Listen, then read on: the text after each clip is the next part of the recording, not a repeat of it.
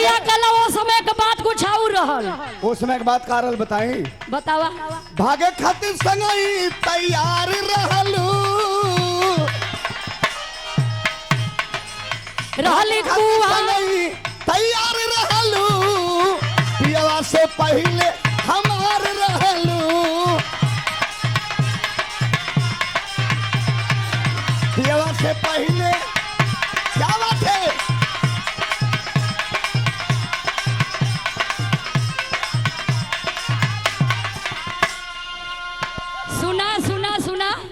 रहली नादान तोहर, रहली कुआर तोहर रखत रही मान हो गई शादी भइली दूसरे का धन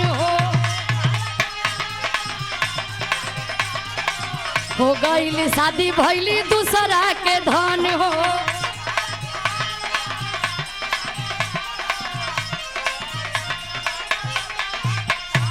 अच्छा वो लड़का केतनो जन्मा केतनो लड़की इनकार करत है, लेकिन लड़का वज्र बेहया रहल। कहला जाए जान जैते बाढ़ू तो हमके जीन भुलैहा, पापा जी से दिन धरवा के जल्दी तू चली अइहा हो।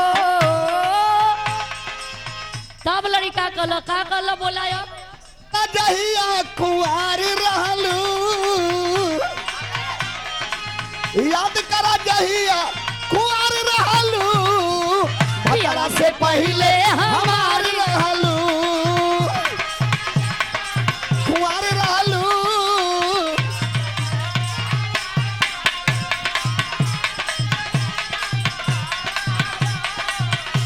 भइल रहे प्यार जब रहलू नादान हो, हम ही खिया के तो पे कैली सयान हो।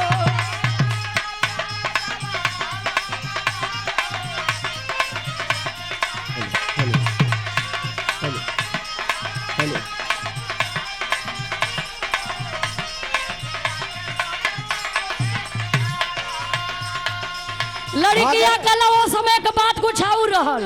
वो समय के बात कारल बताई। बतावा। भागे खातिर संगई तैयार रहलू, रहली संगई तैयार रहलू, पियवा से पहले हमार रहलू, पियवा से पहले। क्या बात है?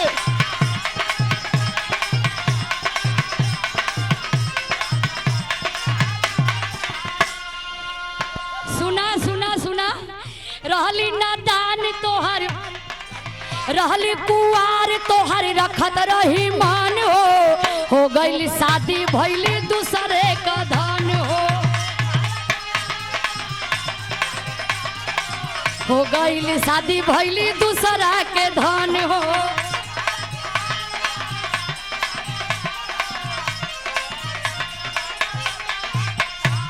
अच्छा वो लड़का केतनो जन्मा केतनो लड़की इनकार करत है, लेकिन लड़का वज्र बेहया रहल।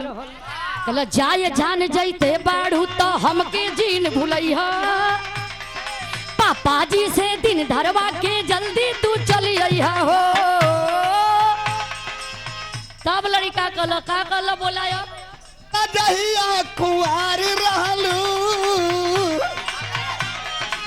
याद करा जहिया कुंवार रहलू, भैया से पहले हमार रहलू,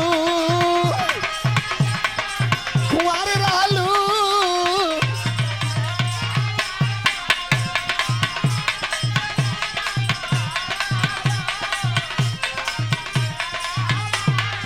तू दिहली बाटा जवन मोबाइल या के ले जा,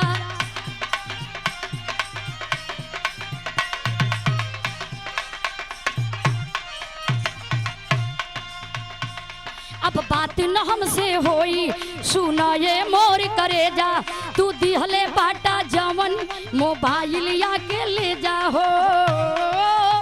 याद कर जहिया कुंवार रहलू, याद कर जहिया कुंवार रहलू, पियवा से पहले हमारी रहलू हो। याद कर जहिया कुंवार रहलू, पियवा से पहले।